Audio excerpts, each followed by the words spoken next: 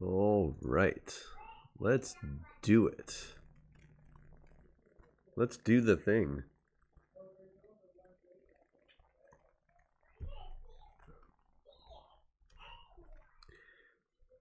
How are we doing on this wonderful Wednesday morning?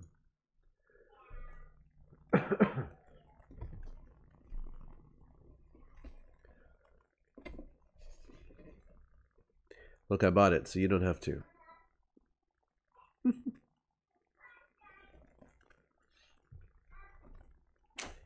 It's something, something. Yes, it's Wednesday. It's Warhammer.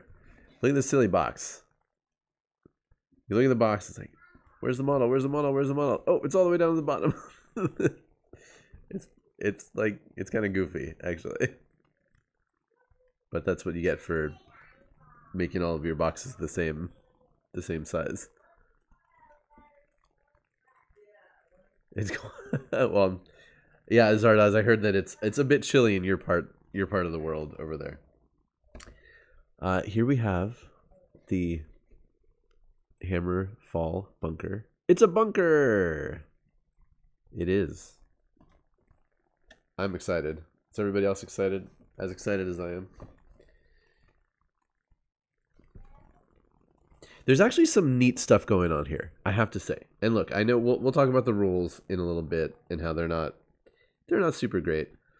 I'll say that my my local store, it's a pretty big store, pretty popular, and I went in there to pick up. I had pre-ordered this. I said I want it. Came out on Saturday. I finally got to the store yesterday to go pick it up, and I said, "Oh, have you sold many of these yet?" He said, "You're the first one. You're the first person to buy one." I said, "Oh, okay." I wish I could say I was surprised, but again, with the way the rules are. So check this out. So in the box, it has 2 of these identical sprues. And at first I was like, okay, I mean, it's a blocky thing. It's just got these big sections. But then I was looking a little bit closer. I was like, okay, wait. So this, obviously this is the top part of the roof.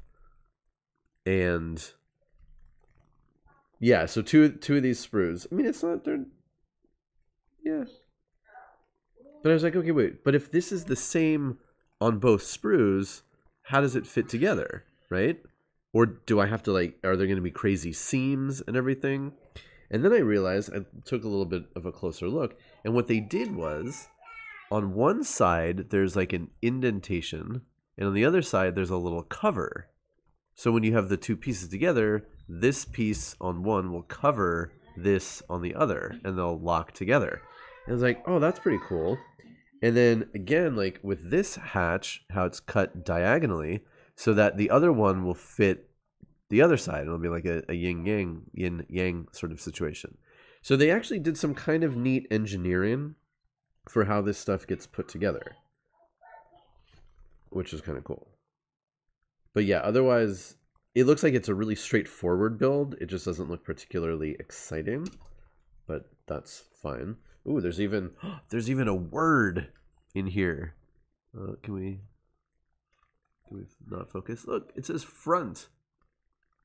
You don't usually see words printed on an actual piece of a model. So I tried to get a head start, but I didn't get very far. I cut out one. So essentially, and the directions are very, they give you a big sheet for it, but it's not very much. So essentially, you build 4 legs that are just 3 pieces. You build the top, which is those 2 pieces together. You just stick them together. Then you've got your base form. You add the 4 sides, essentially. You put the weapons on, the little weapons on the bottom, and then you build the top turret. And that's it. And it looks like if you build it correctly, the turret is movable up and down. So we'll see when we get to that if that actually happens or not. Sometimes it shows you that it should move, but then in the end it doesn't quite move.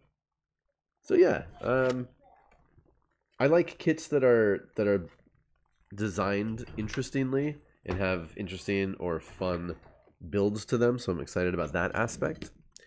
So yeah, so I'm gonna get started on this, and yeah, we'll continue. We'll discuss. We'll discuss about. Yeah, yeah. I'm seeing the comments.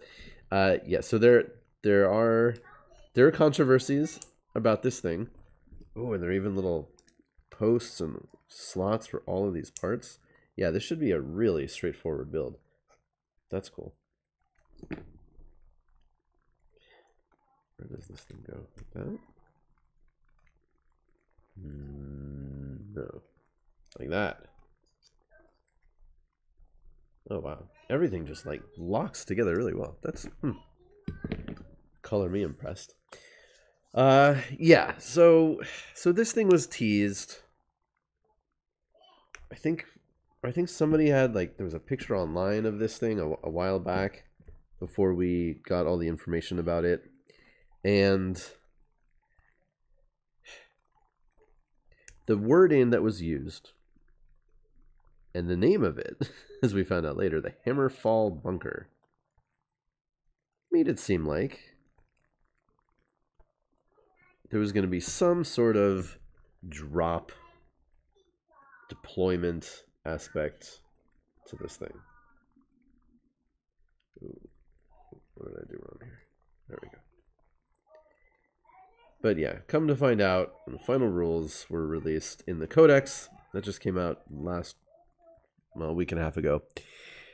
But yeah, it just, when you set up your army, you put this thing in your deployment zone, and it sits there. It doesn't move. For how could it? It has legs, but they're clearly just for however it landed there, and it just sits there in your deployment zone.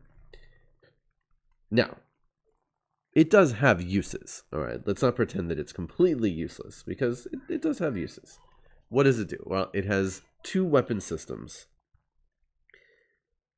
On top is this big missile launcher system, and they call that the Hammerfall missile launcher, and it has 2 options.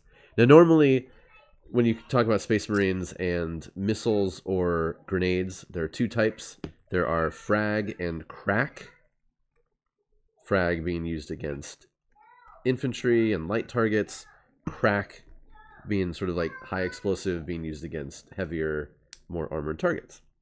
Now this thing has super frag and super crack, and it's actually it's a decent weapon system. It's 72-inch range on both of them, so you're gonna hit things that are, especially on the new smaller tables, you're gonna be able to hit anything that you can see. Of course, line of sight blocking terrain is going to be an issue, but you know it's going to be an issue for anything. So that's a solid weapon. And then you saw on the pictures that around this thing on 4 sides are your weapon options, and you can either put on the Hammerfall Heavy Bolter array, so essentially twin heavy bolters on each side, or twin heavy flamers. Now these are just standard like you would see anywhere, but the cool thing about this is that it has a special ability. This model has a special ability called the Defensive Array, and it says in your shooting phase, each time this model is selected to shoot, its Hammerfall Heavy Bolter array or Hammerfall Heavy Flamer array can target and resolve attacks against every eligible enemy unit. And then it says, each time this model fires Overwatch, it only resolves attacks with its weapons against the charging unit, but when doing so, the type of its Hammerfall Heavy Bolter array is changed to Heavy 6, and the type of its Hammerfall Heavy Flamer array is changed to Heavy 2d6. Okay, so what does this mean? Well, normally, when you shoot a weapon, let's say this was the weapon, you would measure range to 1 target, and you would resolve your attacks against it. But what this says is, when you are about to shoot your, let's say you're shooting heavy bolters, every single enemy unit within range of this, you can shoot at with those heavy bolters. Okay. So what is... so let's take this a step further. Because we have to remember, this is just sitting in your deployment zone. Now, there are different kinds of missions with different kinds of wacky deployment zones, but usually deployment zones are what you think. They're on opposite sides of the board. So how often are you really going to get the use of this cool thing being able to shoot at multiple, potentially many targets? Well, that's a good question. And I don't know. It all depends on the kinds of missions that you play and the setup of the board. There are some wacky board setups that you might see. Some of the ones that divide the board into diagonals. So in there you might get a little bit more use out of such a thing. I will say I was thinking about it. I was thinking like, what else could you do with this thing to give it some more uses? There's a popular thing that people talk about in Warhammer. Now, if you're familiar with the Tyranids, you may know about a creature called the Carnifex. They're big, they're scary. The models are very imposing, especially compared to the size of like a guardsman or even a marine, and they look really fearsome. And in the right situations, they can eat a whole bunch of stuff, but they have their glaring weaknesses. Again, depending on the kind that you use and the edition and everything else. But because they are so big and so crazy, they immediately serve as a huge distraction. And they're not so many points that you can't afford to use them as a distraction. So there's a not necessarily a ploy, but there's a thing in Warhammer that's referred to as a distraction Carnifex. And that means you have some kind of crazy unit that your opponent is going to spend time thinking about or worrying about or trying to figure out, oh, he or she has this thing. How are they planning on using that? What's the trick here? What's going to happen with this that I'm not seeing? And of course, even just getting into your opponent's head that much is helpful. But then if you can actually get them to make a mistake or fall into your trap, so to speak, it can be even more useful. So I'm trying to figure out, how can we use this poor, unmoving, immobile Hammerfall Bunker as something like that.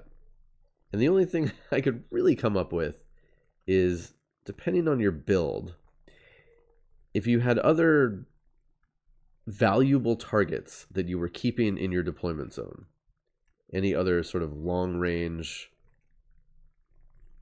batteries or tanks or something that you were keeping back, maybe with some HQ units to guide them or help them out, this Hammerfall Bunker would be a pretty decent deterrent for your enemy to drop in via, whatever the way is, drop things into your backfield, right? Obviously, we see things like, yeah, Rabid Wombat, exactly. Because, I mean, this would be great for babysitting, stuff in your backfield to prevent against, like, orcs doing the jump and showing up in your backfield. Especially how this thing has the bonuses to its Overwatch shooting. So even if something came by and was going to try to charge it, or charge this and something else, do multiple charges, this thing is going to put out a whole bunch of Overwatch shots. So I was thinking, like, at least there's that. You could maybe get use out of it that way. Protect things back in your deployment area. Now, there are definitely missions that have objectives in your deployment zones. So this would definitely be a deterrent for your enemy coming to take those. So you could potentially make some kind of build where you have this to guard an objective, and then, you know, use a lot of other really fast units so you can get to other objectives at the same time. There might be something there. Yeah, I mean, and especially with, I mean, okay, Space Marines, they get all the toys, right? Because the Space Marines do have other ways of, yes, of denying deep striking through, well, I mean, let's put various ways. I always forget, is it the incursors or the, whichever one of those, but they can, yeah, they can deny deep striking. Depending on how you set up your army to block those corners, you can do it anyway. Yeah.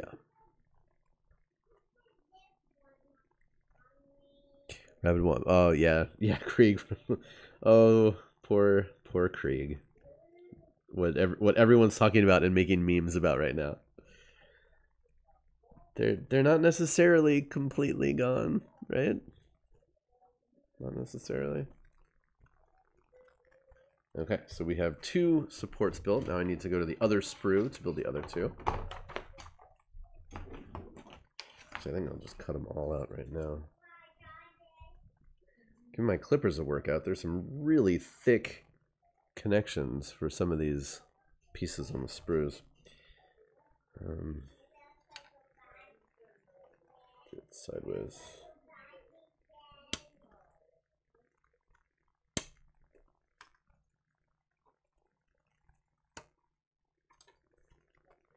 Oh, and it's actually not the only downsides to this, sadly, because if you look at the rules, for some reason, so it has degrading stats, because of course, why not, right?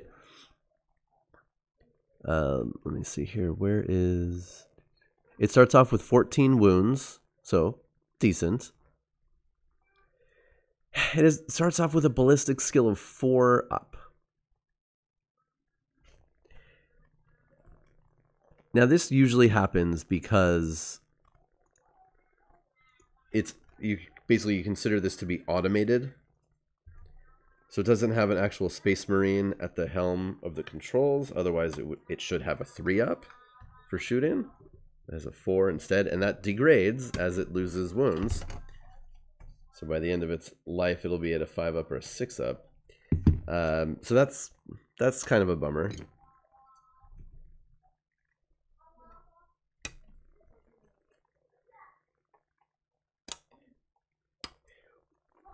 Which conceptually is all the stranger because it's classified as a bunker. As in, there should be people inside, or you should be able to get people in and out of it, or imagine that there are people inside potentially operating the weapon systems. But no, it just has an automated weapon shooting ability.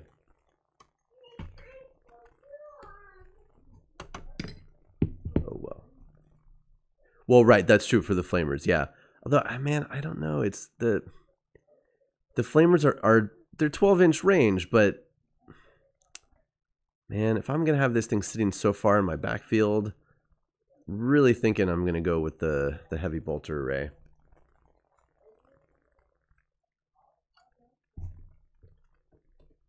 I mean, the flamers on it would definitely be cool, and yeah, again, if you could somehow set it up so that you're pretty confident the enemy is going to be coming near it, and you're going to get the use out of those flamers, then yes, it would be very cool to shoot all of those flamers at people.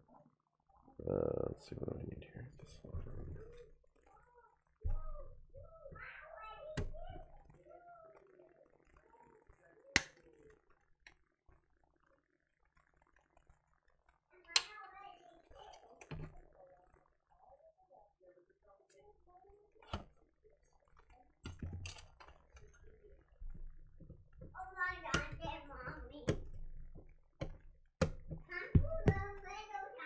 But yeah, I thought it looked cool, so I definitely wanted one. Whether I'm ever going to play this, I mean, I'm sure I will try this out in some sort of fun game situation whenever those types of games happen again.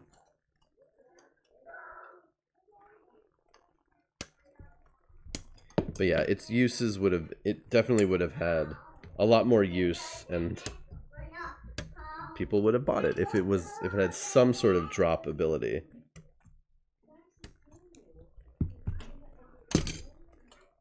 Okay, so those are all of the other legs. Who was I just talking to? And someone was like, oh yeah, so no, this one has, this one doesn't have the ability to drop, but watch. They'll release another kit that's that's basically this exact same kit, but with a different part on the bottom, and that's the drop version. This is the non-drop version that they released first. I was like, ooh, that would be, that I could see Games Workshop doing, unfortunately.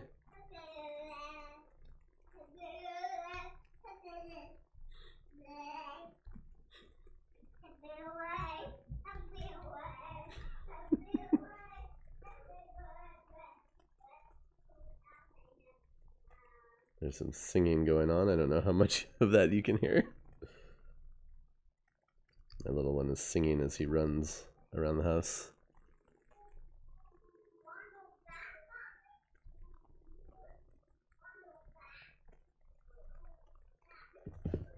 And I don't think this one has the Primaris keyword. No, it's just Imperium, Adeptus Astartes with your chapter, vehicle, building, and Hammerfall Bunker.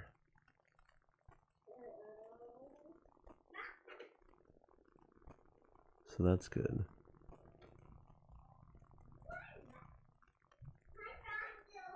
Yeah, no movement, no weapon skill, no attacks.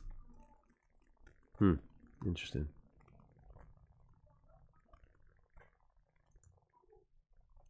Wounds, it starts with 14.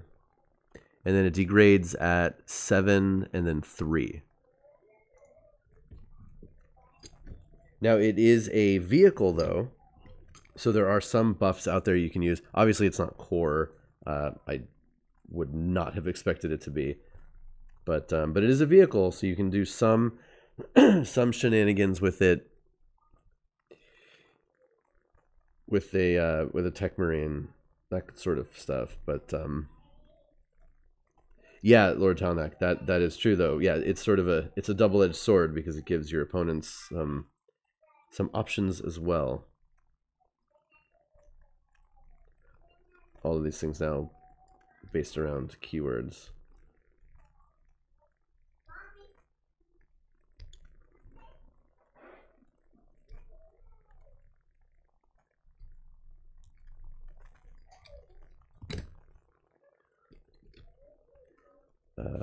Points. Now you're asking me all the tough questions. Let's see, it's 9 power. Going to the points. Points values should be all the way at the end. Unit cost 175 points. And yeah, it is a fortification. I'm not current enough on points to know how if that point value seems decent or not.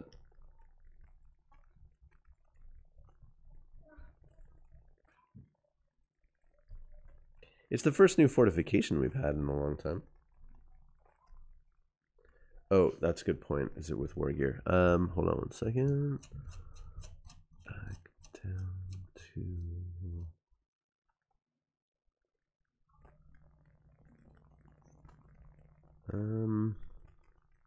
it doesn't say. It says unit size 1 model, unit cost 175 points. Oh, it would list out the other ones. I see how this works. Yeah, it doesn't show any options, so yeah, because the other ones it has it right below it. So like the Storm Talon gunship says unit cost, and then below it'll say heavy bolter +5, las cannon +10, but it just says 175 points.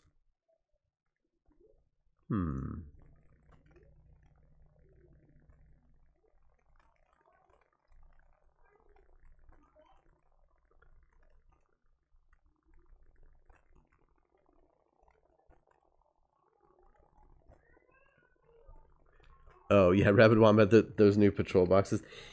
Yeah, I've already seen several issues with those things and the components, and people lamenting, I loved my start collecting boxes and now we get this instead.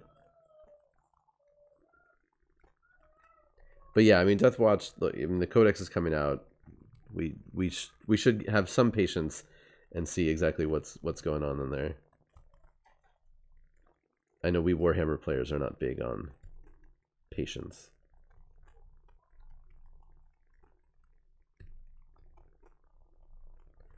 But sometimes it pays off.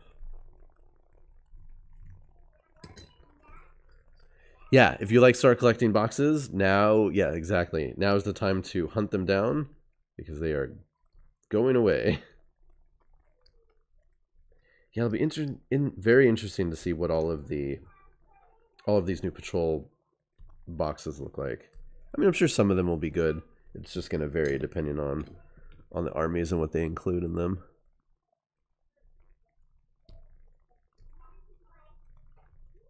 Speaking about rushing out and buying things. So this Saturday, well, it's a couple things. It is Halloween. For whatever that means this year. Here in California, in Los Angeles at least, at one point, Halloween was sort of like, well, trick-or-treating was officially banned, right? Which made a lot of sense. And then there was like a revolt. Everybody started, well, not everybody, but a lot of people were pissing and moaning about it. So then the city changed its wording and it said, well, we don't recommend trick-or-treating, which seemed like kind of a cop-out. But what are you going to do? So apparently there is trick-or-treating happening. Now, will there be trick-or-treating happening with my family? Fuck no. No, no, no, no, no. Absolutely not. We will not be handing out candy. We will not be going door to door. But we've, of course, come up with a bunch of fun things for our kids to do that night. We're just going to give them candy and watch movies and make it fun. But yes, for some reason, people are insisting on doing some trick-or-treating, which I think is very irresponsible. What are you going to do? Anyway. Yeah, and thankfully, I mean, you know, Max is too little. He doesn't understand anyway, and he doesn't remember Halloween last year. He was, 1.5, but thankfully Benjamin is intelligent enough and sort of savvy enough to understand that if we're just going to give him a bunch of candy, he doesn't have to go door to door anyway. It's not like he's, and yes, he liked dressing up, but he just, he just wants the candy. So yeah, we're going to give him candy. It's fine. And he understands that eventually things will go back to some more of a normal life, and hopefully next year, we'll be trick-or-treating again. So we're not getting too much pushback in that way. And he's too, if this had been a normal year, like, he might have done some trick-or-treating with friends, but he has never done that yet, so that's not even a thing, thankfully. But yeah, build rest, exactly. I mean, we're just gonna stay home. We got a bunch of stuff. But Saturday is also a couple more things. It is Warhammer Day. Games Workshop decided that. Right? That's this Saturday? Halloween? I think so, right?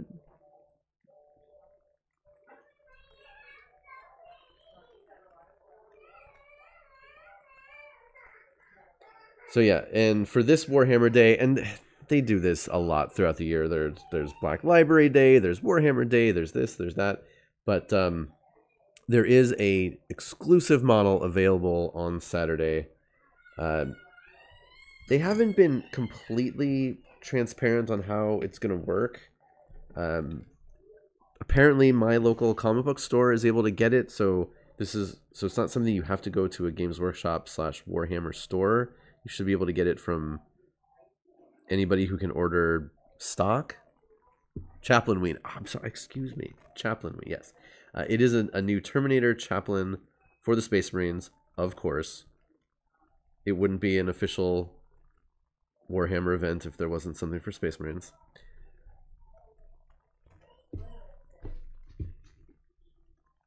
But yeah, you can go pick that up. So, this Saturday will also be my new Saturday Warhammer show, my new stream from 2 to 4. In theory, if all goes right on Saturday, I will go and pick up that chaplain in the morning. Well, late morning when my local store opens up. They're not early risers, that's for sure. And yeah, so I should have that in hand when I go live at 2 o'clock. And for this first episode, won't be for every episode, but for this first episode, I will have a guest. Jessica Lynn Verdi will be here with me, and it should be good. It should be fun. Yeah, it's not a Primaris Lieutenant. Games Workshop definitely seems to have backed off of the endless and consistently released Primaris Lieutenants. I think we can give them that. Okay, so we have 4 of these leg assemblies finished, and we can move on. So what's next? Next we have the roof.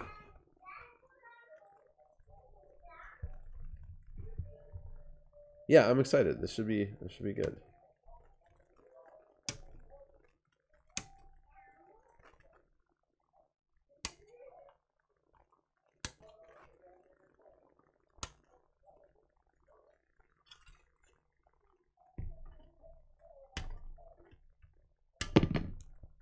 Bonk. Let's get both of these. So hopefully everybody is able to join me on Saturday afternoon. There are a lot of pre-orders happening or opening up on Saturday too that we'll talk about. What do you need to go and pre-order? What should you skip?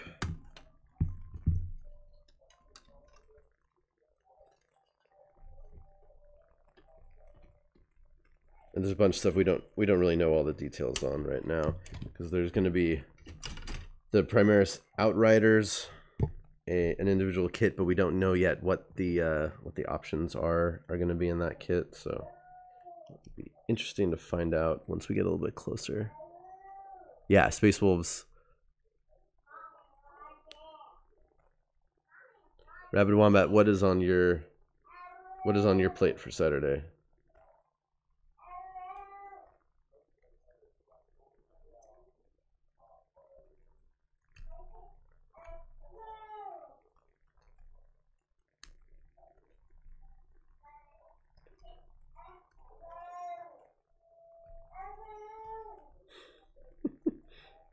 My little one is just happily yelling around the house. I don't know how much of that anybody can hear. Okay, now I praised the design of how this looked on the sprue. Let's see if it goes together as well as I hope. Yeah, I don't want to jinx it, but so far I'm very happy with how this model is going together.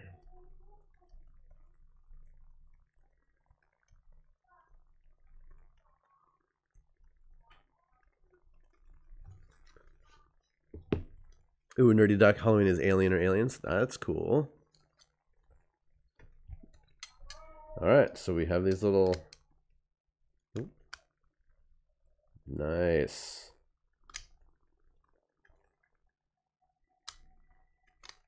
Cool. So in theory, yeah, I'll glue these together and then attach the sides, and we'll have the frame of this bunker. And because of the way it locks in, there is going to be a little bit of a seam, but that should be okay. Make sure I get the glue on the right inside of the right part and the outside of the right part.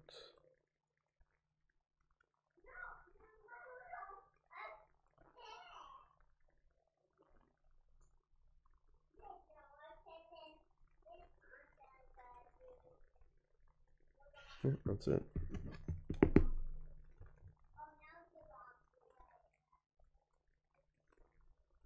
Okay.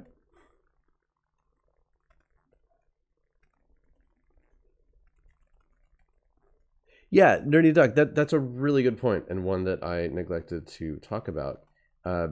Separate from necessarily, what the rules are and how it acts on the table, well, 100%, this unit is can be really good, really interesting from a narrative perspective. You're playing an army that's on the defense in this part of the galaxy or in your campaign. Having a bunker, having that idea of defense is really cool. Yeah, I definitely like that. And yeah, depending on your specific chapter, 100% Imperial Fists are all about withstanding sieges and fortifying positions. So yeah, that's a really good point.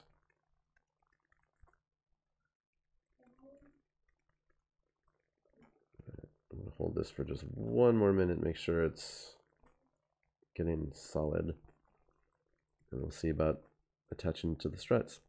Now, when we get to the little side weapons here in just a minute, it looks like they just plug in to slots within the little side panels. So I'm going to see if they'll just hold by themselves and I don't have to glue them. I can just pop them in and out. It definitely looks like something that you could magnetize, but since there are 2 on each side, technically 4 on each side with the other with the options, you would have to use a ton of magnets. But I'm thinking about a way, if you built a little, essentially if you built a little crossbar and attached the 2 weapons to each one, then at least it would cut down what you have to make by a third. I don't know. We'll look at that in just a minute. How tall is the bunker? Yes, it is. I mean, I don't have the whole thing built, but so just these little side panels, and you've got a Primaris intercessor here.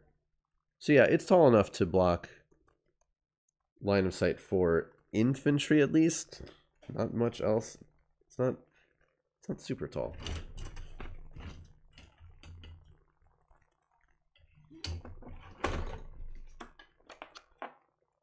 Alright, so in theory, I don't want to do anything that's going to pop this apart. In theory, these just plug right in like that. I'm going to let this dry for a minute more and start cutting out the next pieces.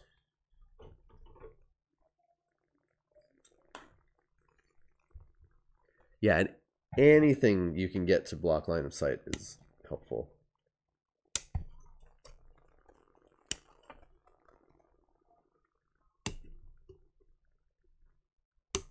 Well, again, it's only going to be doing it back on, yeah, exactly, in turn 1 stuff, because this is just sitting in your backfield. Rabid Wombat, you've got pre-ordering your codex and test stream. Cool.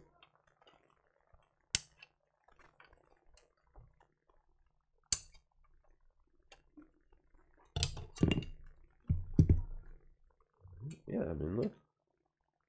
Obviously, the turret on the top, the missile system are these. This is the little bracket to hold it. And then you've got scattered around the heavy bolters, heavy flamers, bolter, flamer, bolter, and then some decorations.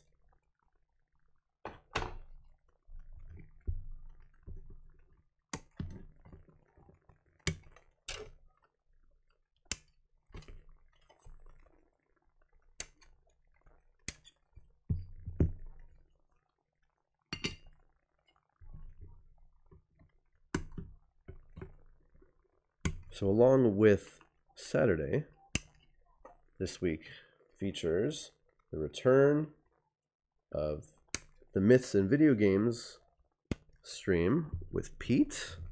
So that's today. Excuse me, 3 p.m. Pacific over on Pete Wiz's channel. Very excited for that. On the other hand, with those 2 additional streams, I am going to take the day off tomorrow, so there will be no Thursday stream this week. Going forward, I don't know if I'll remove that from the schedule altogether, but yeah, no Thursday stream this week.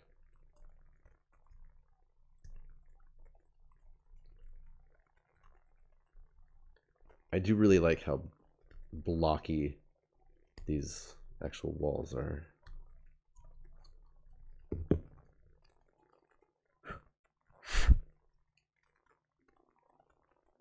And yeah, so the weapons just fit into these slots right here. And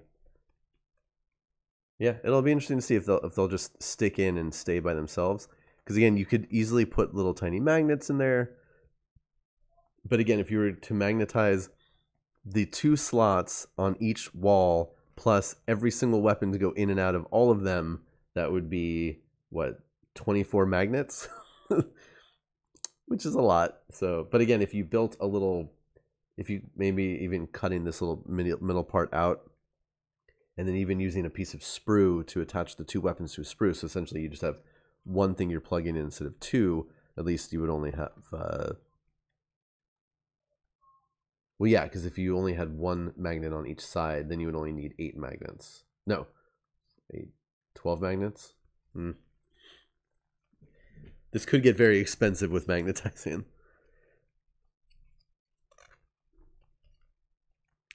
Yeah, exactly. With Tech Marines, this thing gets a little bit more scary. For sure. There is a new Primaris Tech Marine model. It came out at the same time as this guy. I did not buy the Primaris Tech Marine. I thought about it. I looked at it yesterday, but I did not buy it. I've never played a Tech Marine before. I don't actually have, I don't even have a Tech Marine model.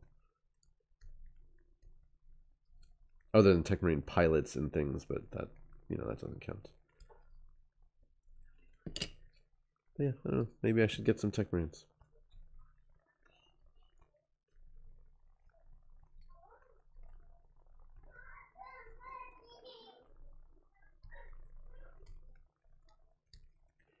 If you are unfamiliar with what a Tech Marine is, it's definitely a silly title. But essentially, to operate all of this cool, heavy machinery and equipment, the Space Marines will send tech-minded Space Marines back to Mars to receive additional training, and they learn all sorts of secret, cool things. They get slightly special armor with some special symbols on it. They get a bunch of equipment, and they come back and they operate all of the heavy machinery. Traditionally, their armor is red, just to denote, you know, Mars. Subtle. And let's see, just trying to figure out where I want the glue to go. Okay, so the bottom of that and the sides of that.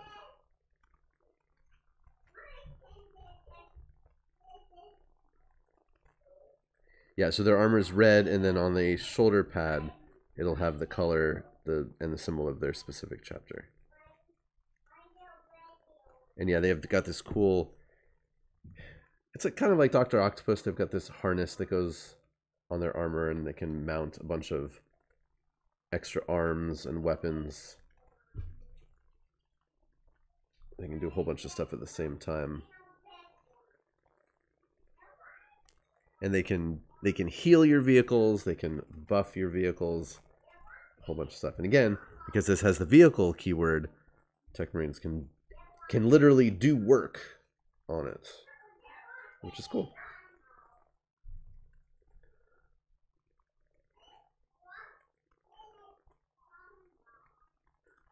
Sarnas, can you imagine? Yeah, you do have a list: three bunkers, 3 turrets, 3 thunderfire cannons. You just everything just kind of sits there. And you'd have a lot of shooting, a lot of good shooting to do. Throw some tanks in there. Yeah, just do all Tech Marine nonsense.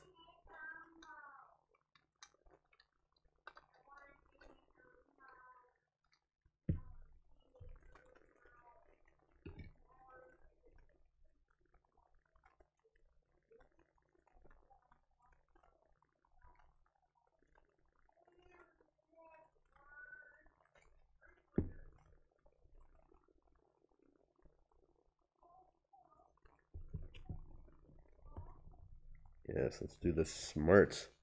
Put it down to dry so I don't have to hold it the whole time.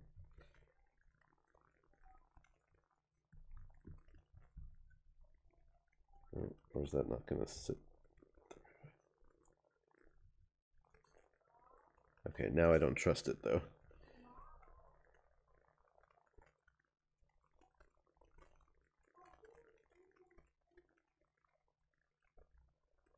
All right, so it's coming together. You can start to see what the size of this thing is going to be.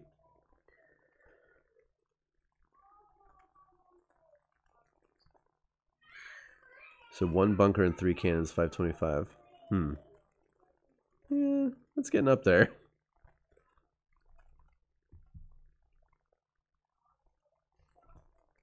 Stay.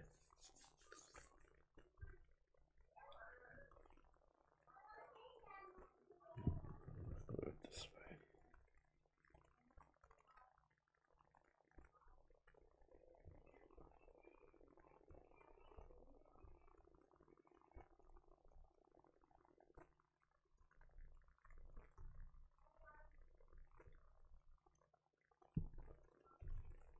Okay.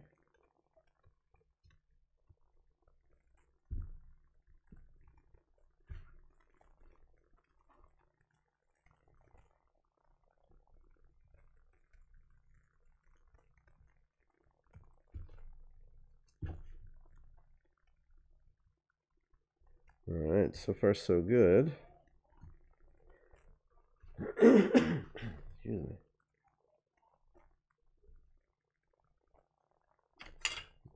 So yeah, these will just pop on the sides. Ooh, cool.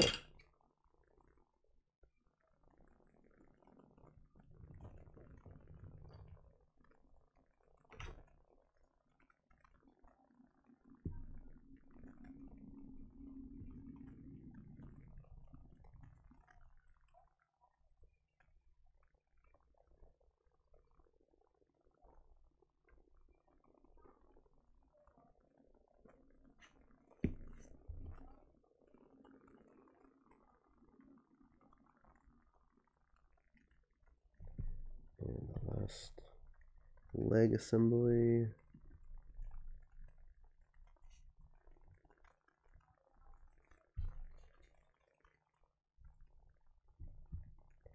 Oh man, what should we orc one of these things to be? All these great flat surfaces for attaching orc things and doing graffiti and spray paint on it. You can do some pretty cool stuff. Okay, so we have the frame, the top and the legs. We've got our side panels that are going to go on like so. Just want to let that dry a little bit more before I start putting those on.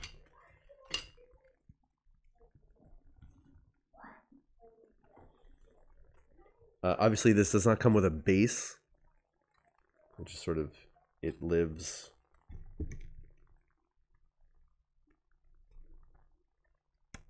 And also, and I think some of you were I don't know if somebody actually mentioned this explicitly, but even if you're not using this thing as, you know, what it is, you could just use it as terrain. So a cool piece of Imperial terrain, no matter what.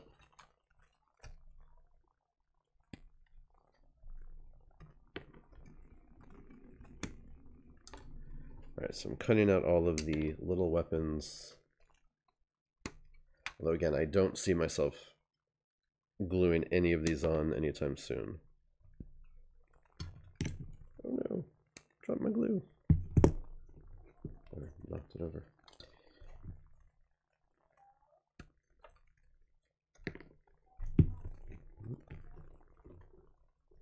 And there are a lot.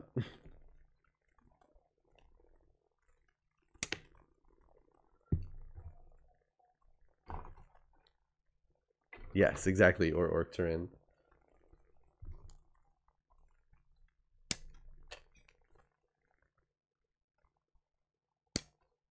Oh, you know what? Let's take a look. Okay, so we have the side panel. It's not completely cleaned off, but we'll get a sense of it. So, well, it kind of, no, it'll fall out. Sadly, they don't slot in and hold in place. That would have been too easy. Now, some options would be, and again, none of these options would be high level tournament legal, but what you could do is on alternating sides, you could put heavy bolters, you know, on these sides, heavy flamers on these sides, and then again, then at the beginning of the game, just explain what, you know, what weapon it was going to be, or you can even put one of each on each side. And again, not tournament legal, but it would certainly look cool. And then just make sure that your opponent knows which one that you're using. Yeah, no, definitely could magnetize it. The only thing that what I was saying was, if you were to on each side of the bunker put a magnet here and a magnet here, and then a magnet on the back of every single weapon, you'd be using what, 24 magnets, which is a lot of magnets. So again, you could do that, sure, and that would be really cool just to pop these in and out. But yeah, I'll have to put some thought into exactly how I want to do. I kind of like the idea of just putting a bolter and a flamer on each side. I think that would actually look kind of cool. Rules be damned. I only play with fun people anyway. Alright, let's put on these sides. I'm excited. So, I think it's just going to be the edges.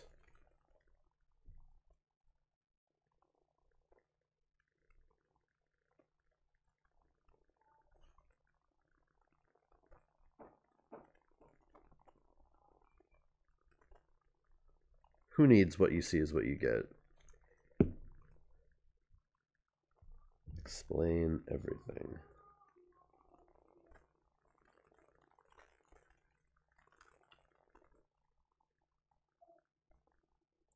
Somebody actually did a great meme with that, and it was, you know, you have a guard army, you have a Space Marine army, and it's all what you see is what you get. And then and then it was an orc. It was an orc army, and it was the picture was like some insane orc vehicle, and then it was like, yeah, it's a, you know, it was like a creation. It was some other model that had been taken over by orcs and had all these crazy things sticking off of it, and it was like, yeah, it's an orc, you know, this and that with all this stuff, because orcs can never have what you see is what you get. All right, that seems to go on there pretty well. How am I going to balance this? Next.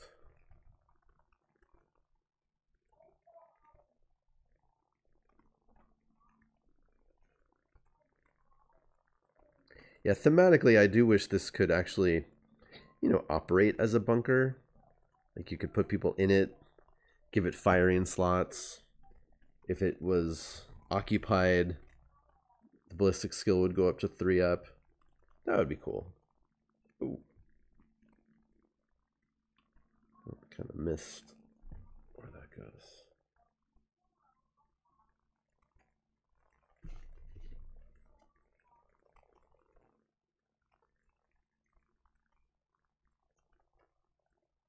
I guess this is the big test to see if all of these pieces went together correctly, if all of these fit.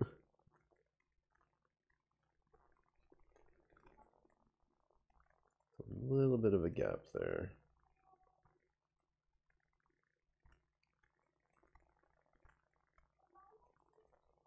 Not terrible though. Make sure this holds before I move on to the next side. But yeah, I mean now it definitely is starting to feel like a bunker. I can't turn it all the way over, but you get the idea.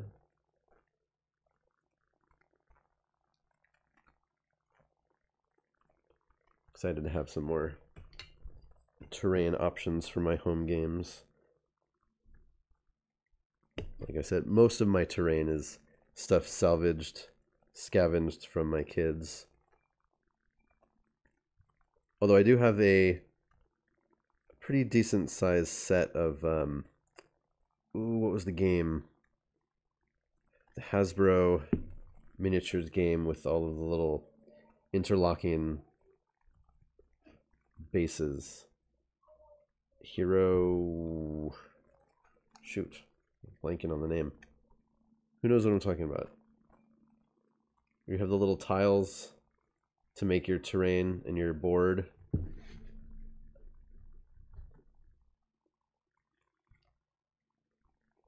Anybody? What the heck is the name of that thing?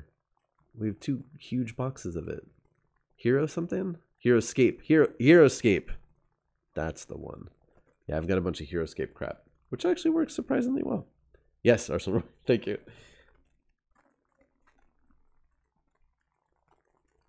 Yeah, so I've got a bunch of that. Oh, and those the Heroescape castle system, so good. I only have a couple pieces of that, unfortunately. Man, if you want to see something that has gone up in value so much, just look up those things. Especially the wall set, so you can actually build it into a full castle. You can get the actual like the towers for not too much money, or at least the last time I looked. But the wall kits, so you can actually connect them to build a full castle, and those on the secondary market prices skyrocketed.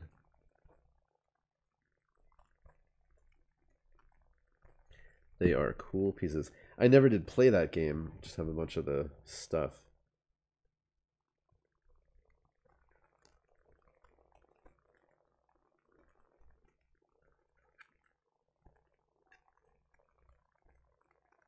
That, oh, let this dry for a second, and we've got a bunker. It is unarmed, but we have a bunker.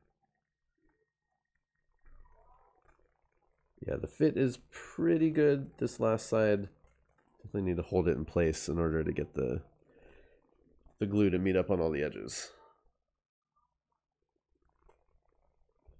Blame Battletech. Oh, for buying up all that stuff.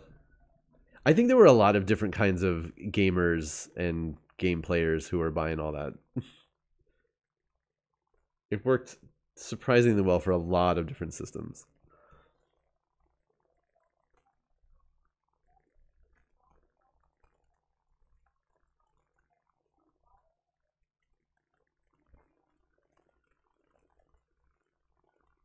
Neat.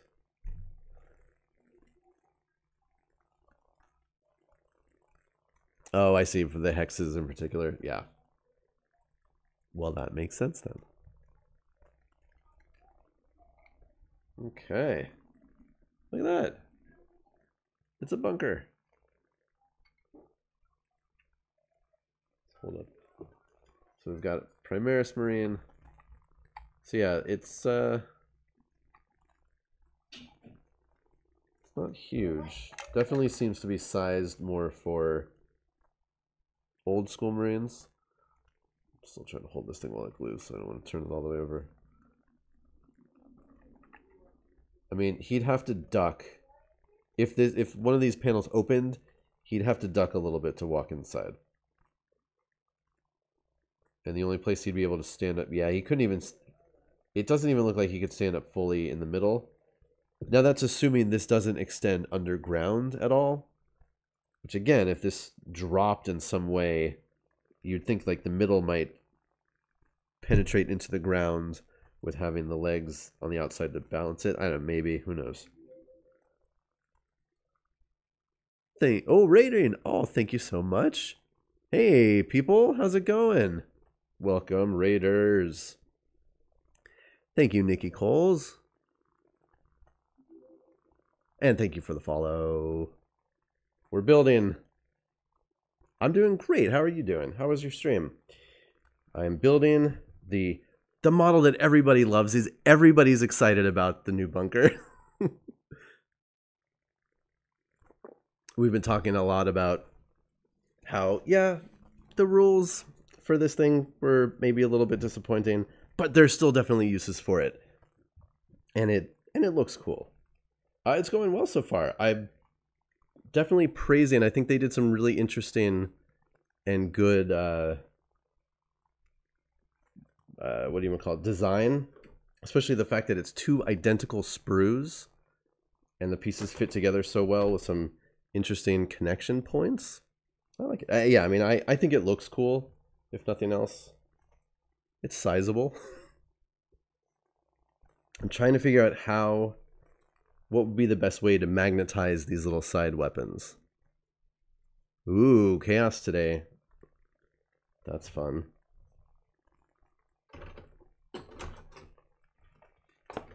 Yeah, so for these little side weapons, each side panel has 2 slots for either heavy bolters or heavy flamers, and sadly they don't slot in securely. They just fall out. So magnetization we were discussing. If you put a magnet in each slot and on every weapon, you would need 24 magnets, which is a lot of magnets. Not impossible, but so trying to figure out some alternate ways of handling that. I mean, I suppose if you did like one of those longer bar magnets, you could put that on the inside. So at least that would cut out a couple. But even so, 16 magnets, it's 4. Did I count that wrong? 9, 10, 11, 12, 13, 14. I may have miscounted that. Math is not necessarily my strong suit. Did I count that wrong? Maybe I did, yeah. Oh, right, I think I doubled the number that you would need on the bunker. But it would be a lot of magnets, even so. 16 magnets is a lot. But yeah, if you built some sort of little connection so that you had both weapons on one piece that stuck in, I don't know, that may be able to do something. So yeah, different ideas. And then of course, again, if you're only planning on playing fun home games, then just glue on whatever you want. And let your opponent know what you're doing. I'm a big fan of that. I'm not going out to any big tournaments anytime soon. And I don't know if this thing will ever see tournament play anywhere ever in the world, so it probably doesn't matter.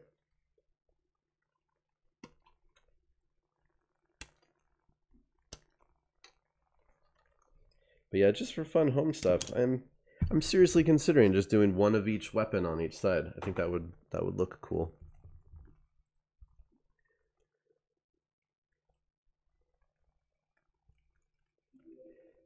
Yeah, exactly, Lord 17C. But you know, there is always that guy in every tournament. There's at least one. But yeah, it's such a small detail. And again, you know, you're making your list. Everyone's sharing their lists. You know what everybody has. It shouldn't be a big deal.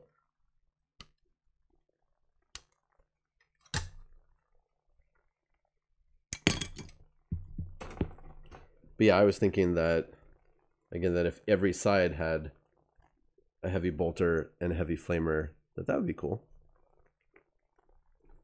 And again, we are all operating on the rule of cool for all of our models, right? At least I hope so. So yeah, and you can see again on this part for the upper turret that with 2 identical sprues, so obviously this top is the same piece, but because it has offset, there's a little peg on this side and a hole on this side right there so that they will fit together. Yeah, the engineering on this is pretty cool. Yeah, I'm a fan. I think they did a good job. Yeah, and again, I am not a tournament player by any stretch of the imagination. I have played in campaigns, I would call them, at my local store, my local independent store, but even those were more, you know, yes, there were some of that guy there, but yeah. I'm just there to have fun.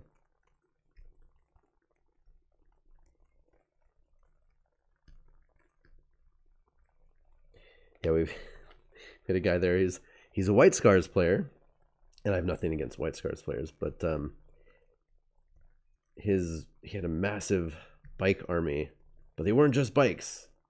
They were all Forge World jet bikes that he would proxied as 40K bikes, which again shows you the level of commitment this guy had to his army and the amount of money he spent on it. But that was an interesting army to face back in, what was it, 7th edition? Just shut all of my stuff down, and I just kind of sat there and waited while he just drove around taking out the rest of my units. You could use the dowel system, but you have to find small... Yeah, I mean, there are ways... Yeah, that's true. If you drilled a hole through here and mounted,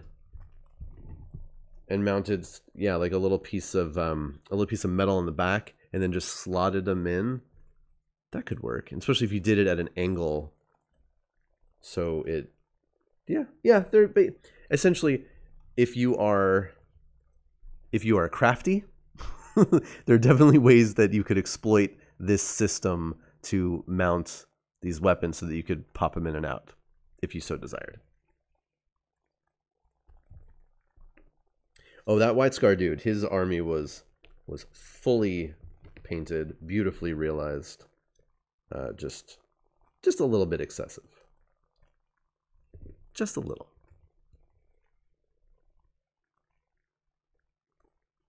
But hey, it's all good.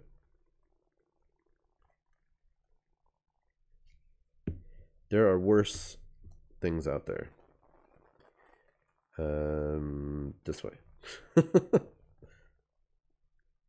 there we go.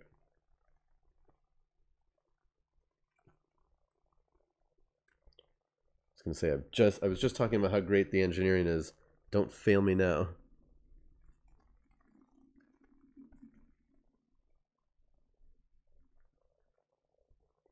Let that one dry.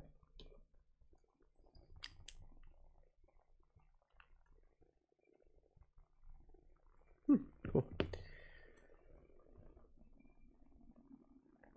So yeah, this is going to be the top turret with the housing for the Super Crack and Super Frag missile launchers.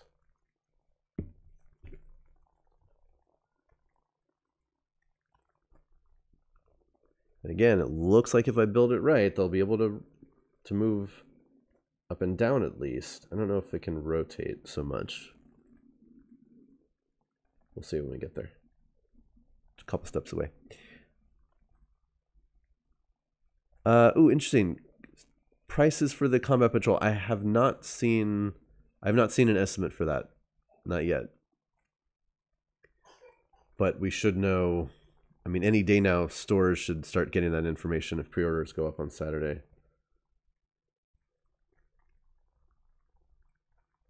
Or, yeah, I mean, if pre-orders are going up, they should know any second now.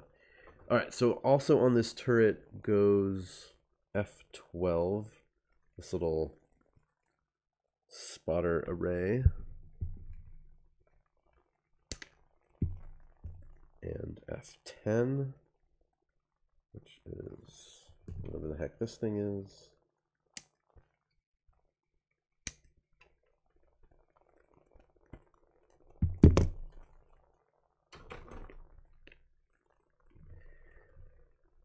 So with the rules as is, essentially, I certainly don't see every Space Marine player picking up one of these bunkers. Maybe certain armies specifically, certain chapters. I think there's fun stuff you could do with it. Again, I think you could potentially come up with a way to use it, again, as either as some sort of a distraction or to protect. If you have a build that specifically has things that stay in your backfield, I think this could be a good sort of guardian for them. Who knows? There are certainly always players out there who come up with unique ways of utilizing things that other people don't think of. So it'll be really cool, actually, to see if somebody comes up with a really interesting tactic for this bunker. But yeah, I don't see them flying off the shelves anytime soon. If you're interested, you take your time. You don't have to rush out and buy this thing right now.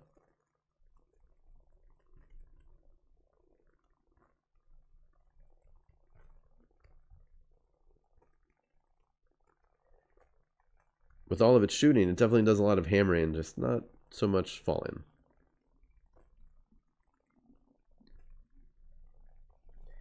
At least not what we were all hoping for.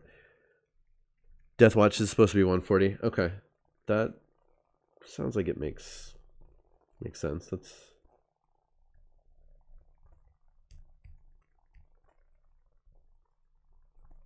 That sounds about right for the number of models in it, at least. Okay. So again, same piece with a hole here, a peg here, so the opposite sides fit together. Squirrel, you would think that would be an option, right? It's a bunker. You should be able to put stuff inside of it, but no. No, sadly, it just sits there. It can do some fun shooting, but it also doesn't shoot as well as a Space Marine who's just standing outside of it. Starts off hitting on a 4-up instead of a 3-up for the vast majority of Space Marines. But again, if it's automated systems, that makes sense. They're usually not quite as good at hitting things as a regular Space Marine is. Okay, so this should pop right into there.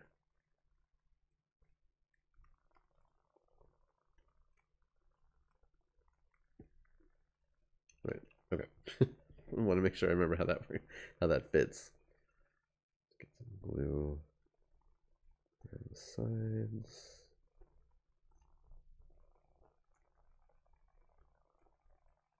Okay.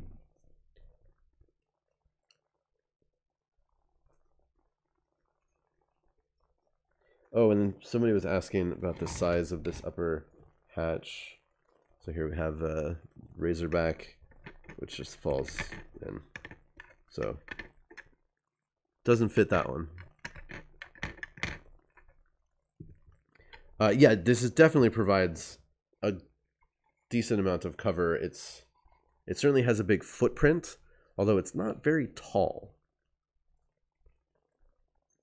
So again, you see, but yeah, you could definitely hide a squad of infantry behind it for sure.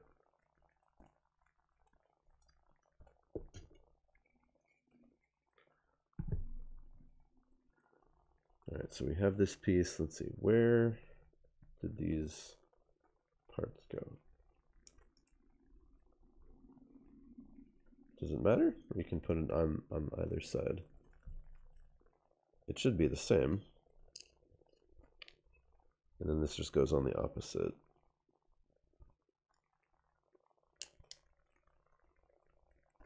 There we go. That fits.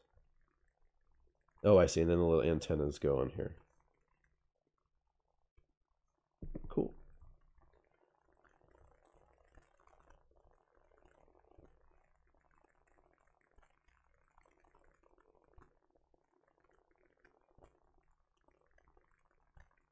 What was the question? Could you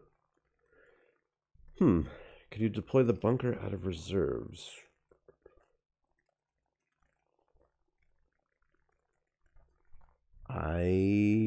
I'm also not sure. What would... I mean, you shouldn't be able to.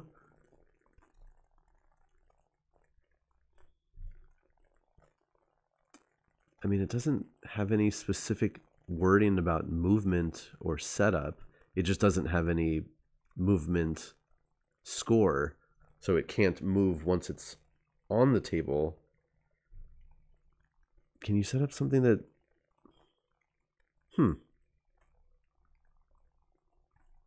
I'm sure there's a reason why you can't, but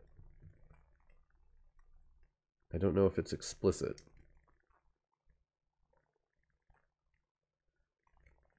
So for this is the first piece that doesn't actually fit on super well. It kind of just floats against this panel right here. So you just got to hold it in place once you glue it on. Not the end of the world.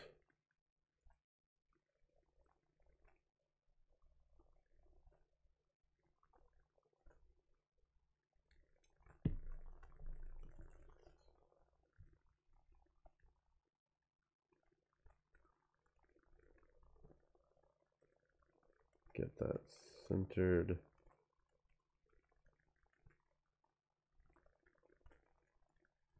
Okay, that'll work. And then the turret, or the housing for the top, just drops right onto the top here. Yeah, so this does not rotate.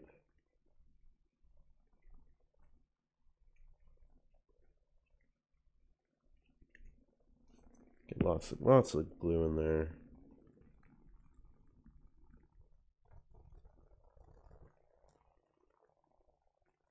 Cool. Rocky terrain, there's a plateau. Yeah, no, that's true. Squirrel, that's a really good point. Yes. If you're... Yeah, it's hard sometimes to envision, but yes, not all your Warhammer battlefields are completely flat. Hopefully they're not, if you're playing a fun and interesting game. But yes, especially if there's already different elevations to your game. Yeah, you could certainly do... Yeah, this thing could potentially be up on something. And that would definitely give it a little bit more use as well. So yeah, if you're a late joiner, didn't hear before and aren't familiar with it, essentially this thing has two weapon systems. It has a big missile launcher turret on the top that has sort of upgraded versions of standard Space Marine missiles with 72-inch range. So that baby is going to be able to hit most things on the board, as long as those things aren't hiding behind something else. And then it has what are essentially defensive weapon arrays on each side of the bunker that plug in right here, either heavy bolters or heavy flamers. And the cool special rule for that is that when those fire, they can shoot at every single enemy unit within range that it can see, of course. Potentially giving you a whole bunch of shots. And when those fire Overwatch, so if something is charging this bunker, they can fire a whole bunch of extra shots, more than they normally would be able to. Internet shake. Oh, you could work them as, or you could deploy a bunker from reserve. That is very interesting. I mean, I guess that's the only way of, sort of envisioning this as a drop-in thing. So then, oh, okay. Well, then you wouldn't have to just put it in. Well, Well, that changes everything.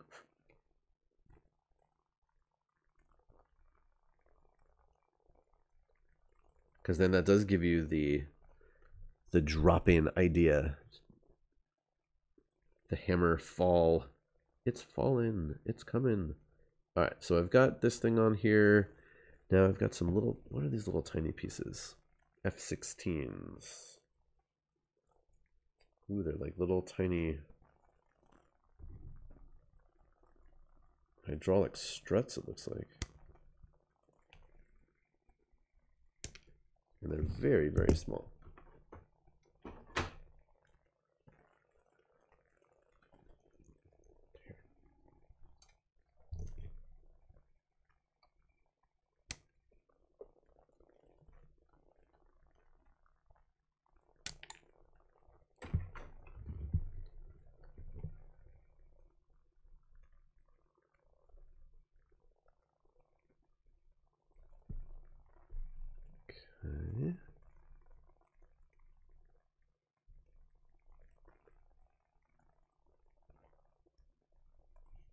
Oh, to be able to rotate the turret. I mean, at least, you know, because it is so, it literally is the exact same thing on every side. I think it would be easier, honestly, just to glue it down and then just turn the the whole thing. But yeah, I mean, for those who are a little bit more intrepid with their builds and their mechanics, but yeah, you should be able, although I mean, I think it just actually, yeah, I think you can just sit it on there. It's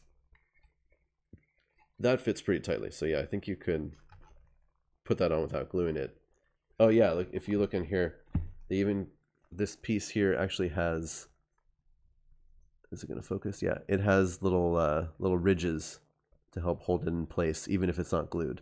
So yes, Squirrel, I will not glue that. It will be able to rotate. Hello, Swift Soldier 7. This is the Space Marines Hammerfall Bunker that just came out this week. It's a big ol' beefy thing. I just built this part, and I'm going to add, building the missile launcher turret that goes on the top of it, which is actually the last piece. I'm almost done with this thing. Okay, so these little tiny F-16 pieces. Oh, I see where they go. I may need tweezers for this.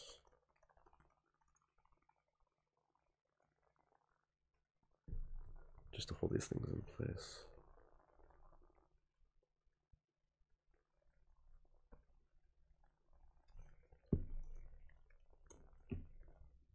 Get out the hobby tweezers.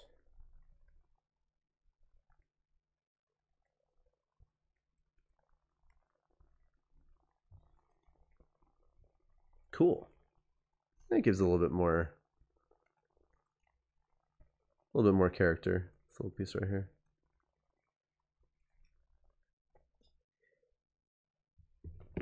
Yeah, while the rules aren't quite as exciting as we all hoped for, I do really like the look of this thing. Whether you're going to use it in your games or just use it as terrain, that's fine too.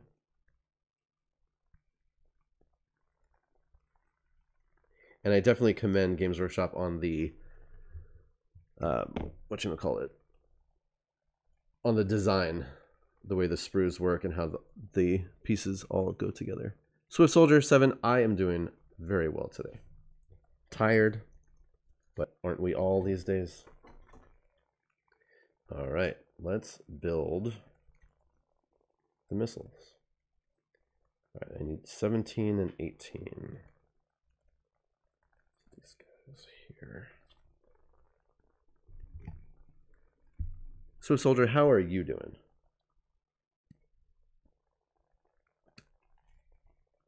It's a Wednesday. We're about halfway through our week. It's almost Halloween, for whatever that means to people.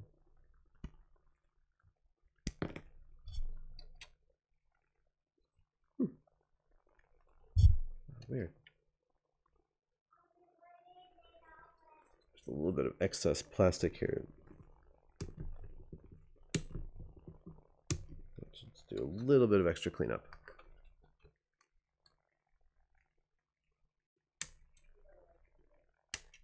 Okay.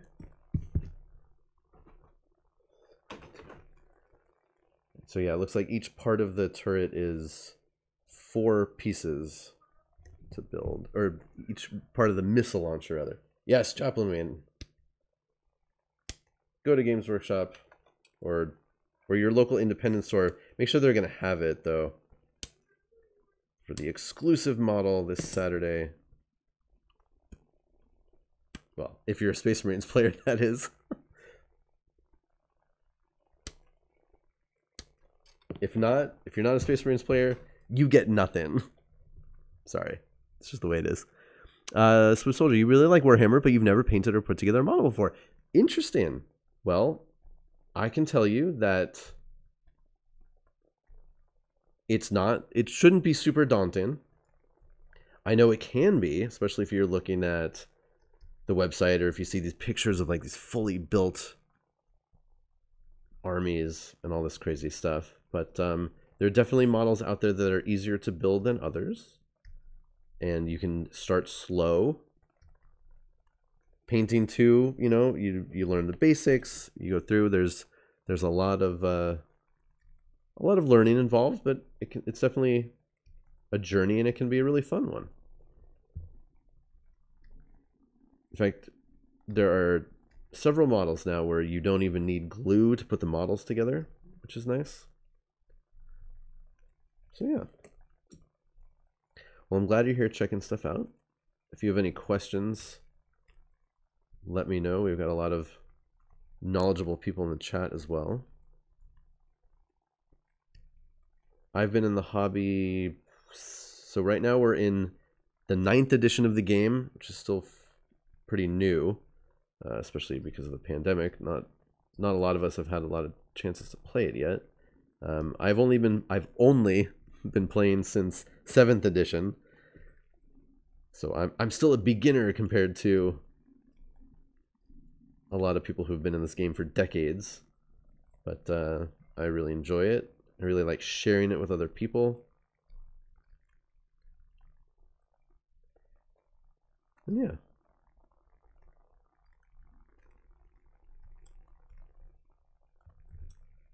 I build and play much more than I paint.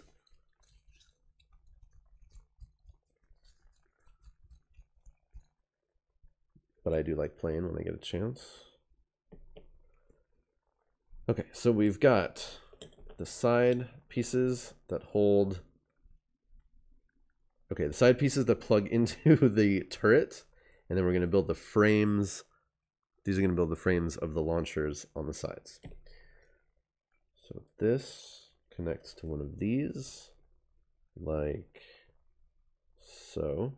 So basically we're making boxes. And these are a little fidgety. So I think I'm going to wait till I have all of the pieces together so I can glue the whole thing on all together and make sure everything lines up properly. Okay, interesting. Yes. This is not a cheap game, for sure. There are ways to minimize the cost. I'm not going to say you're going to get away with making it cheap, but it doesn't have to be super expensive. But you bring up an interesting point, though, that yes, it is possible that you will buy a model and then either it's objectively not the best in a game, or your play style develops and you don't feel like playing that anymore. So that could happen. I don't know that that's something that happens to people a lot, unless you are like really into the game and you have a lot of models. But they're definitely, for most, I'm going to say most of the armies, for most of the armies there are core units that are always going to be functional, if not good. So sort of units that are essentially evergreen. Now, that could change. But yeah.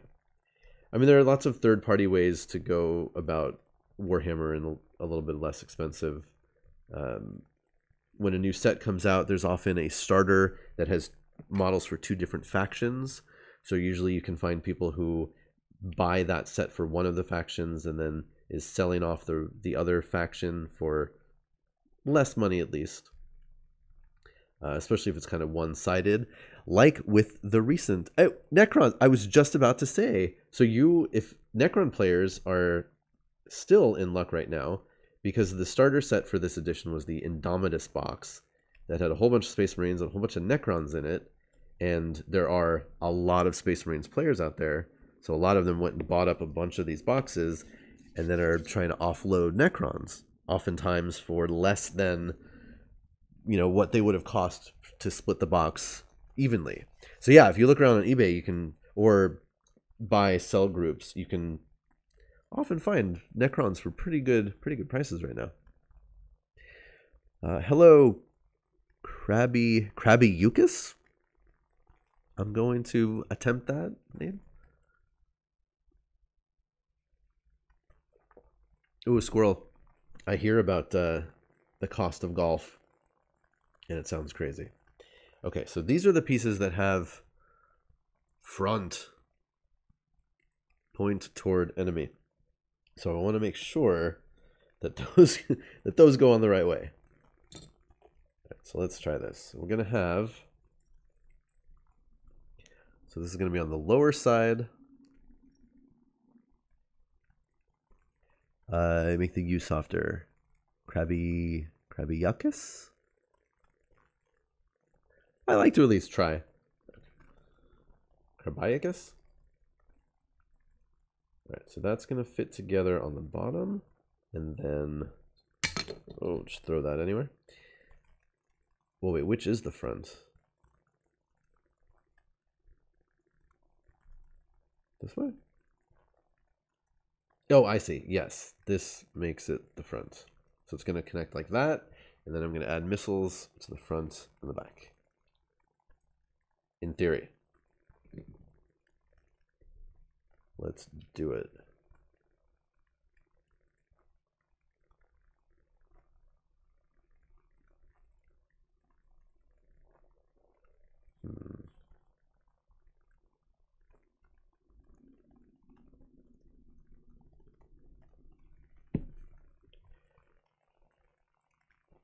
I forget what I was listening to, but there was a golf ad for some kind of new clubs.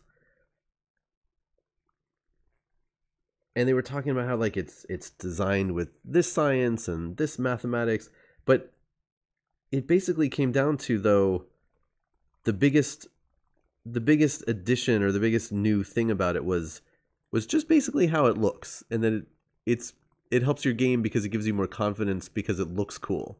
I was like, oh well, at least they're honest, I guess. I mean, I'm sure as in any game, the mental game is the biggest part of it, or a big part of it. But I thought that was pretty funny. It's like, yeah, there's all this math and science, but it just looks cool, and you'll feel cool using it. Like, I can get behind that. All right, so I think this just sort of rests inside like this.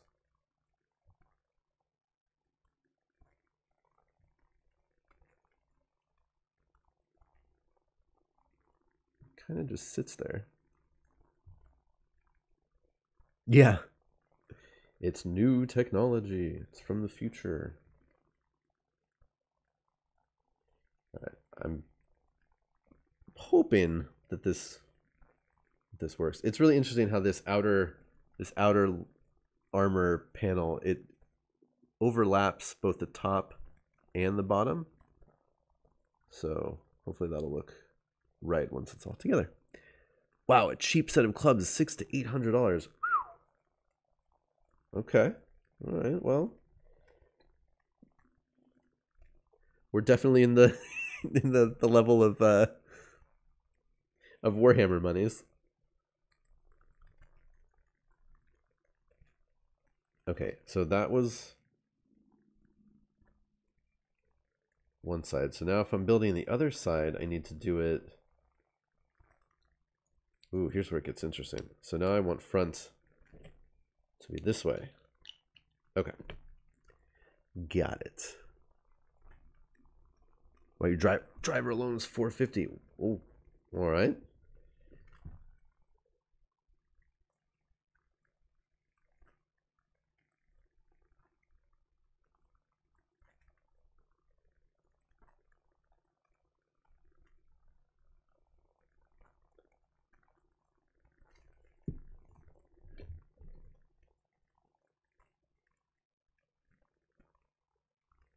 Now, is golf one of those things though where if you have some skill, how do I put this? If you have no skill, will the most expensive equipment give you success? Wait, no, that's not exactly what I'm asking either. I don't know. It's interesting though. Yeah, because I was what I'm trying to articulate is it seems like you already have to have a certain level of skill for then that level of equipment to increase your game. I don't know. I have never played actual golf. I've only played miniature golf, which I enjoy. Okay, so we have 2 missile launcher housings. Now we just need the missiles to mount on them. But those went together fairly well. A little bit of those just kind of, the pieces just kind of float. All right, I build one side first, so I need F-21s. Oh, that is really interesting. So again, with the fact that it's the same sprue, 2 of the same sprue, and there are 4 missile parts. So watch what happens. So F-21 is the outer piece. Ooh, and actually, if you really wanted to, you could harvest some things here. Yeah, this is cool. I'm really... Ooh, ouch. Those missiles are really pokey. Yeah, some of the design stuff here, I'm pretty impressed by. 1, 2, 3, and... So rather than give you specific parts for the front and the back, which would necessitate having...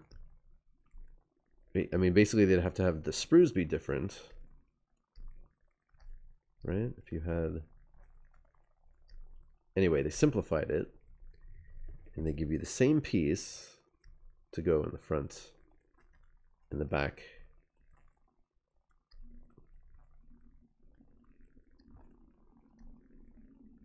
But one, as the missiles are outward facing, and the back, it fits in as a cap. No. Yeah. Okay. So the front has the missiles shooting out, and the back, the missiles plug in, and it makes a back hatch.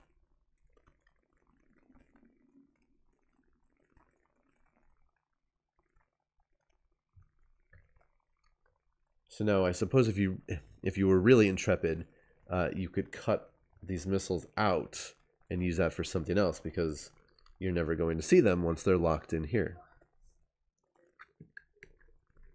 But again, that saves time and engineering and parts, because it's just the same piece on 2 different sprues.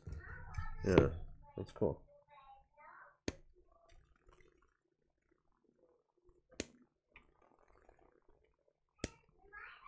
Yeah, like I said, they actually did some pretty interesting things with these sprues. Whoa. Yeah, exactly, with the double-sided mold. And again, going back to sort of how some of these, especially this top piece connected, was really interesting, because these little overlapping parts, which one is it? No, I'm sorry, these. So one side has that top bump, and the other side has an indentation, so they locked together, but it's the same piece on either side. Okay, let me just do this, and then this will be done.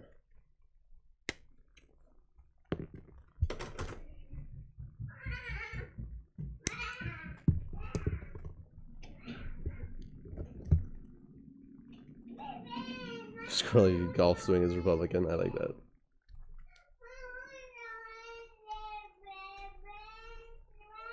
Uh-oh. Oh, the children.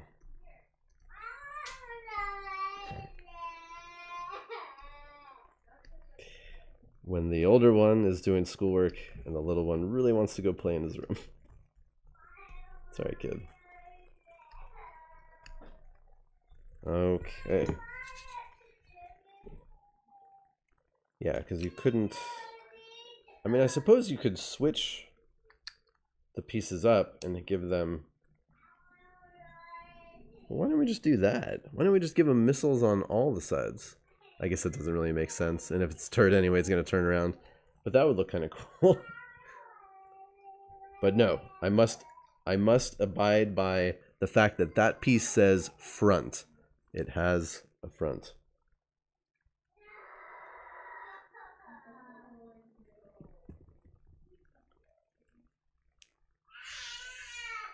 Oh my. Come for the Warhammer content, stay for the screaming children. Oh, I don't even know where the glue goes on this thing. I'm just sort of spraying it everywhere. All right.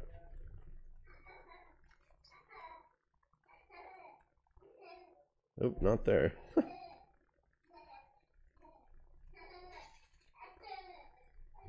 Thank God for plastic glue, let me tell you.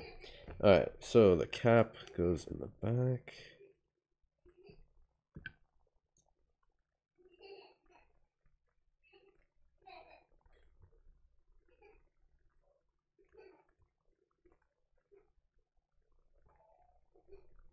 Yeah. Front is the front. Alright.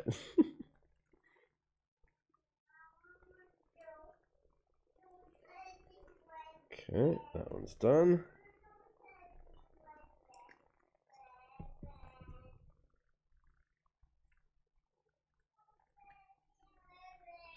We are so close to having completed this. Oh, not there though. Okay. And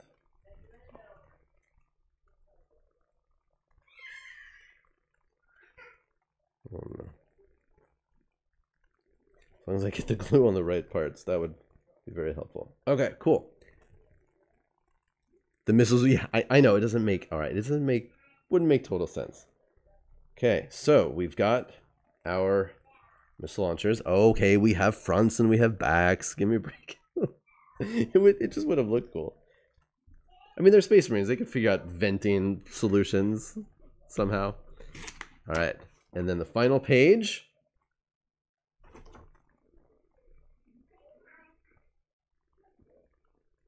So we have this. Oh, okay, cool. Oh, this is really cool. All right, again with this, with the engineering here. So we just have the hole that goes all the way through, and then look. Because these are the same, it's the same part. So you see, it has a little hole and a little post. So all these do is they fit through, and you squeeze them together, and it just stays in one piece that can swivel up and down. That is rad. So it gives you that movement, and they're going to stay together, and you know, they might come a little bit loose, but you just squeeze it back together, and the pegs and the holes will stay together. Pop it on here. Again, because it has those ridges, you'll be able to turn it, and it'll stay solid. And we have a Hammerfall Bunker. Now, there are a couple little other decorations and stuff, but I don't know if I'm going to put all of this on there. But look at that. Hudsonizer, you got here just in time to see the completed Space Marines Hammerfall Bunker. Great success. Check it out. That's pretty neat. Color me impressed and happy. I love my bunker. I may never play it, but I love it. Boom.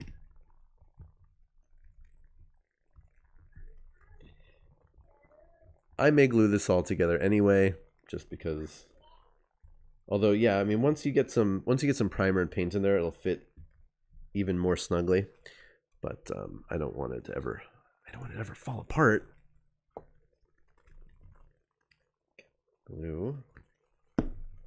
Cool. Well, we went very longer than usual today, but I had a lot of fun. Viking flesh, yeah, yeah. So Norse meat. If you're new, welcome. For those of you who stuck around, yeah, Norse meat is a name that it came to me in a dream. It's a true story. I woke up one day and I said, "Whoa, Norse meat! I got to do something with that name." So that's just my online name that I use for things. All right, let me see if there's anybody to throw this stream over to as far as rating, but I got to get going, everybody. Thanks so much for hanging out with me today, building this cool thing. Turned out great. Okay, so later on today, 3 o'clock Pacific, on the Pete Wiz channel, we'll be doing myths and video games, looking at history and mythology through video games, which is very cool. Tomorrow, ooh, that's not the window I want. Tomorrow I will not. No show tomorrow. No Thematic Thursday this week. Well, I'm not showing Darrow on. Interesting. But yes, I see Hyper is on. Okay, cool. Yeah, so no stream tomorrow. But I'll be back on Friday for my normal Friday stream. And then Saturday, new Warhammer show on Saturday, 2 to 4 p.m. Pacific. Be here for that. Obviously, it'll be all over social media and everything else. Yeah, great. Awesome. Thanks so much, everybody. Go see what Hyper is doing in their crazy travels. And I'll see you all hopefully on Friday or Saturday or later on today. Missing video games. Have a great one, everybody. Bye-bye.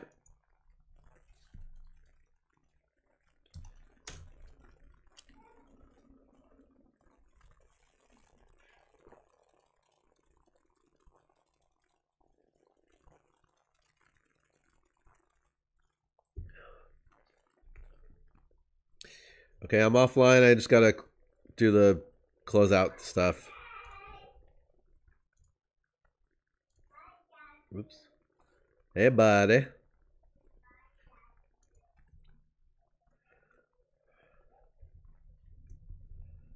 Everybody.